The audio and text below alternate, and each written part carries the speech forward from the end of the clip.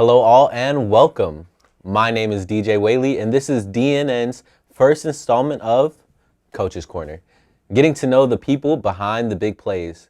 Our guest today is Coach Steve Terrell, head coach of the Dean football team. Coach, thanks for coming out. DJ, appreciate it. Excited to be here today. Yes, sir. Now we're just wanting to dive into a little bit about the team and kind of going in forward. So what can the team improve on heading into conference play? Well, we've just gone through our bye week, which is perfect timing for us because we've had a little bit of a rough start. We've played really good competition in the first 4 weeks of the season, some of the best teams in the Northeast. So we haven't shied away from anybody. But it's exposed some things that we need to really, dramatically improve on before we start conference play this weekend. And, if we dive into some of the specifics, I'm going to tell you, the first thing that sticks out is turnover ratio. Exactly. Right? We are just turning the ball over way too much right now, and we're not getting enough turnovers in return. So that's been a major focus, trying to get the quarterback to take care of the football a little bit better, and defensively for us to start, doing something we did so well last year, take the ball away from the other team. So those are two places we can really make dramatic improvements on. Exactly. And you speak on improvements, which kind of sends me back to asking you about last game. What are some of the positive takeaways you can get from that? So every game we've played, our number one calling card has been to go out and make sure we get better, find things we can get better at, all right?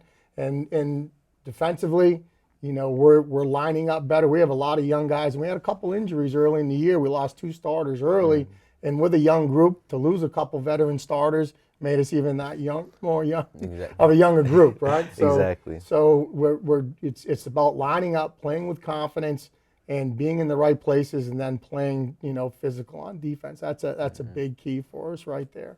And we need to run the ball better. To go back to that original question, and I think we're starting to find our way in how to run the football. Exactly. Terrell's only a sophomore quarterback, and to put all the pressure on him to have to move us isn't fair to him and to the program. It's a lot, and as you were saying, kind of having those guys that got injured, those 2 starters, I mean, I can definitely see from a, student athlete point, losing 2 starters and then having to replace them kind of with underclassmen. It's nothing taken away from the underclassmen, but it is a big role to fill, especially getting into college football. Sure. I don't want to ever use this as an excuse, but when you look at the rosters we're playing against right now, we're playing against junior and senior oriented football teams. Salve showed up with 4 freshmen on the bus. We had 4 freshmen starting on our interior defense, right? So there's a difference in where we are in the maturity of our program right now, and that's in time. It's all going to change. Exactly. But for right now, that's the reality of it. It's not an excuse for us to make, but it's a learning process, and that's what we're excited about. We're taking everything we take away is a learning moment for us, and it's all about building on those moments and getting better and better every week.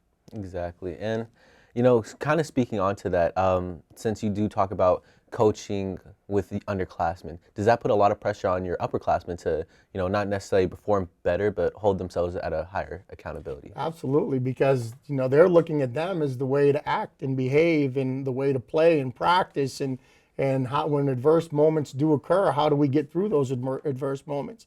And that's where the leadership that we do have has to be at its best. Right, they're the guys that have to show you the way to handle the tough moments on the field, and how to practice properly and how to act properly on campus and set the tempo for everything we do as a program.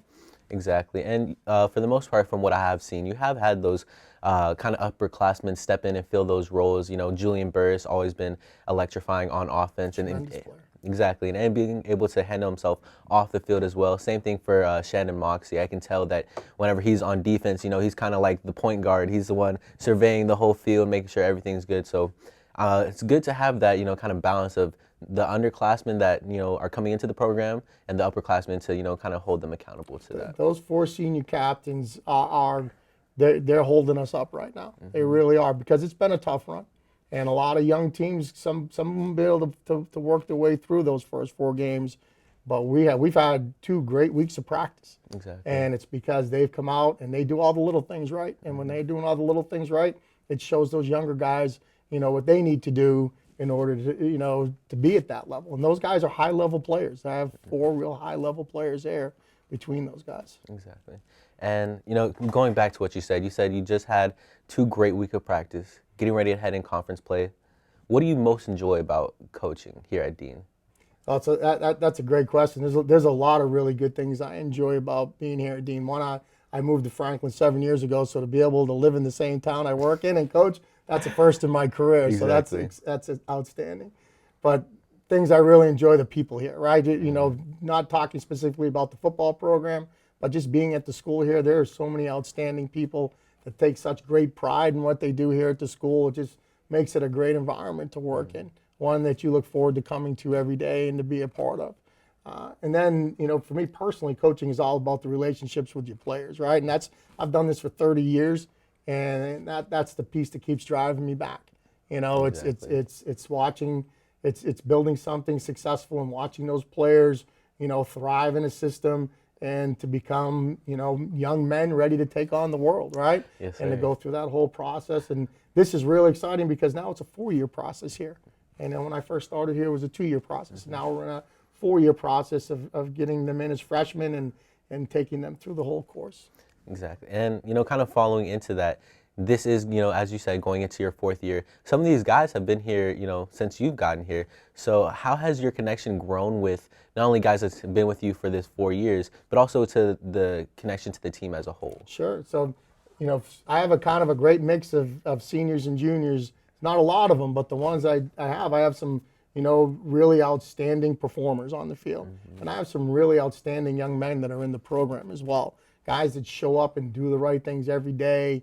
And whatever their role is in the program, they do it to the best of their ability. Guys that it's been really a lot of fun to be around, and to have those types of relationships. And looking forward to bringing the younger guys up. It's my sophomore class that's back. A lot of these guys, because of our transition, played as true freshmen last year. Exactly. And so to watch them go through their second year into transition, and then the freshman class, I have such a great freshman class. It's really, through this transition process, those are my first two classes coming through here in a 4-year model, right? So, we're that sophomore class and this incoming freshman class are kind of in the beginning blocks of us building this program. Exactly.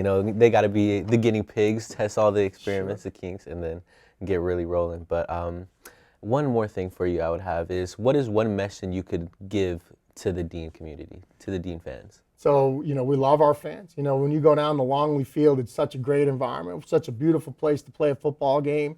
Not very many grass stadiums in all of New England left, right? Exactly. And that place is always kept to the best that you can imagine. It's one of no one steps on that field and doesn't compliment on how beautiful the field is and how amazing it is to be back on an actual natural turf field. Exactly. But, it would be exciting to have more of the students come out and be a part of our. We have great support here from the athletes, right? Athletes support athletes around here. Exactly. And that's tremendous. The faculty and staff do a great job. They're always at the games. Their support's there. But to get to the point where we can get the students on those buses and fill the stands and create their own section out there, that's will be a turning point in the program for all of us, I think, when that occurs, and we'd be excited to get them there. But get ready. We got a big opening contest coming up Saturday against Maritime Academy, and we can't wait to get the season, the conference schedule off and running. Oh, yes, sir. And, as you said, I think more students will, we had a good turnout with the homecoming game. I had noticed the buses were packed. Yep. Buses were packed. I mean, people were getting to the stadium each and every way they can. So hopefully, heading into conference play, we'll be able to give more students more motivation, I should say, Right. to make their way over to the studio. But kind of one more last thing.